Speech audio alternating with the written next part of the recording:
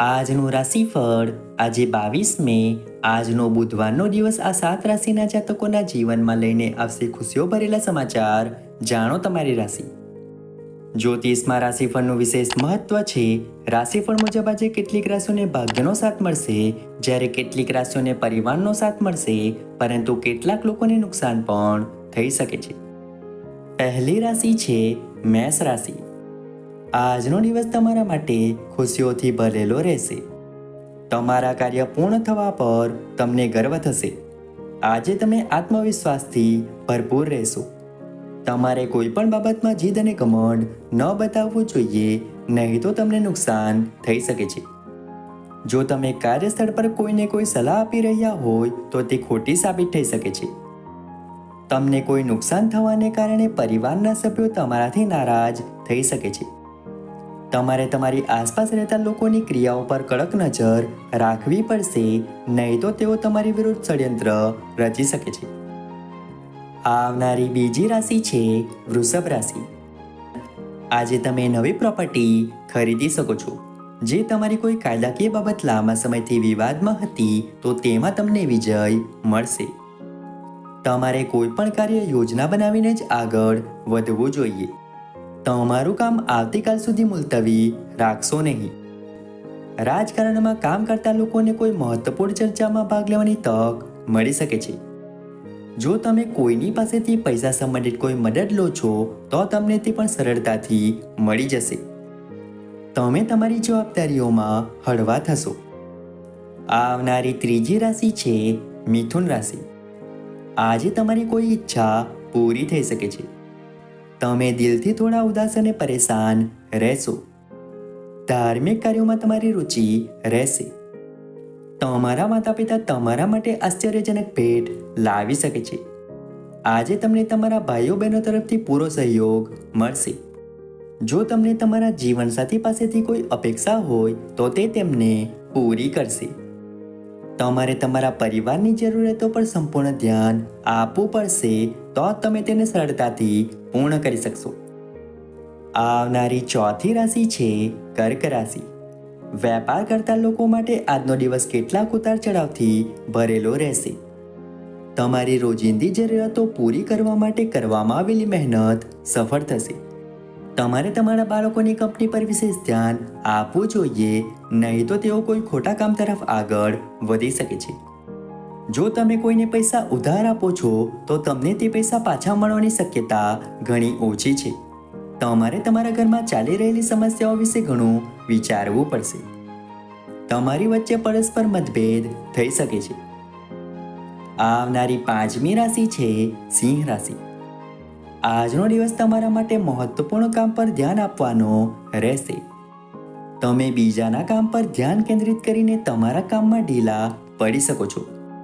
તમારા કોઈ પ્રિય મિત્રની લગ્નની પુષ્ટિ થઈ શકે છે, જે તમને વ્યસ્ત રાખશે.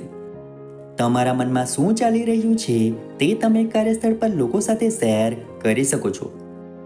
પરિવારના કોઈ સદસ્ય દ્વારા બોલવામાં આવેલી કોઈ વાતથી તમને ખરાબ લાગશે, પરંતુ તેમ છતાં તમે તેમને કંઈક કહેશો નહીં. તમારી શારીરિક પીડાને અવગણશો નહીં. જો તમે કોઈની પાસેથી પૈસા ઉછીના લીધા હોય તો તે તમારી પાસેથી પાછા પૈસા માંગી શકે છે. આવનારી છઠ્ઠી રાશિ છે કન્યા રાશિ. આજનો દિવસ તમારા માટે મિશ્રિત રહેવાનો છે. જો તમે કોઈ મહત્વપૂર્ણ ચર્ચામાં સામેલ છો તો લોકો સમક્ષ તમારા મંતવ્યો અવશ્ય રજૂ કરો. તમારી પોતાની ઈચ્છાનું પાલન કરવાથી તમે મુશ્કેલીમાં આવી શકો છો. વરિષ્ઠ સદસ્યોને તમે કહો છો તેનાથી ખરાબ લાગશે. જે લોકો કોઈ નવા કામ વિશે વિચારી રહ્યા હતા તે તેમાં આગળ વધશે. તમારે કોઈ પ્રોપર્ટી અંગે કોઈ મહત્વપૂર્ણ પગલું ભરવું પડશે. કેટલાક નવા મિત્રોને મળવાની તક મળશે. તમારું બાળક તમારી અપેક્ષાઓ પર ખરું ઉતરશે. આવનારી સાતમી રાશિ છે તુલા રાશિ. આજનો દિવસ તમારા માટે ખુશીઓથી ભરેલો રહેશે.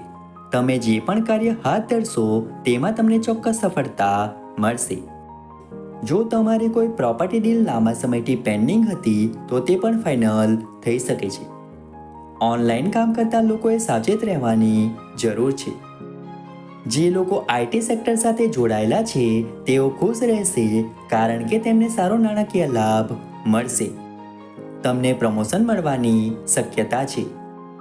તમારે તમારું કામ બીજા પર નાખવાનું ટાળવું પડશે, નહીં તો પછીથી સમસ્યા ઊભી થઈ શકે છે. આવનારી 8મી રાશિ છે વૃશ્ચિક રાશિ. આજે તમારું મન કોઈ વાતને લઈને ચિંતિત રહેશે, જેને કારણે તમને તમારું કામ કરવામાં મન નહીં લાગે. નાના બાળકો તમારી પાસેથી કંઈક માંગી શકે છે, જે તમે ચોક્કસપણે પૂર્ણ કરશો. જો તમારી આસપાસ કોઈ વિવાદની સ્થિતિ ઊભી થાય તો શાંત રહો. તમને તમારા પરિવારના કોઈ સભ્ય તરફથી કેટલીક નિરાશાજનક માહિતી મળી શકે છે. તમારે અચાનક કોઈ કામ માટે પ્રવાસ પર જવું પડી શકે છે, જે તમારા માટે ફાયદાકારક રહેશે. તમારે તમારા વ્યવસાયમાં થોડો ફેરફાર કરવો પડશે. આવનારી 9મી રાશિ છે ધન રાશિ. આજનો દિવસ તમારા માટે વ્યસ્ત રહેશે. વ્યવસાયમાં વ્યસ્ત રહેવાને કારણે તમે તમારી પારિવારિક સમસ્યાઓ પર ઓછું ધ્યાન આપશો. ઝઘડાને કારણે પારિવારિક સંબંધોમાં અંતર આવી શકે છે. જો તમે કોઈની પાસેથી પૈસા ઉધાર લેવાનું વિચારી રહ્યા છો તો તમને તે પૈસા સરળતાથી મળી જશે. તમે તમારા જીવનસાથી સાથે ધાર્મિક યાત્રા પર જવાની તૈયારી કરી શકો છો. જો તમને કોઈ જરૂરિયાતમંદ વ્યક્તિની મદદ કરવાનો મોકો મળે તો ચોક્કસ કરો. તમે તમારા પૈસાનો થોડો ભાગ પરોપકારી કાર્યોમાં પણ રોકાણ કરશો. આવનારી 10મી રાશિ છે મકર રાશિ. આજનો દિવસ તમારા માટે એક પછી એક સારા સમાચાર લઈને આવી રહ્યો છે. સાંસારિક આનંદમાં વધારો થશે. તમે તમારા માટે કેટલાક મોંઘા કપડાં, મોબાઈલ, લેપટોપ વગેરે ખરીદી શકો છો.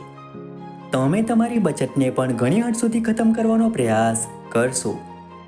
રાજનીતિમાં કામ કરતા લોકોને મોટું પદ મળે તો તેમની ખુશીની કોઈ સીમા રહેશે નહીં. તમારા ઘરે સરપ્રાઈઝ પાર્ટીનું આયોજન કરવામાં આવે તો વાતાવરણ ખુશનુમા રહેશે.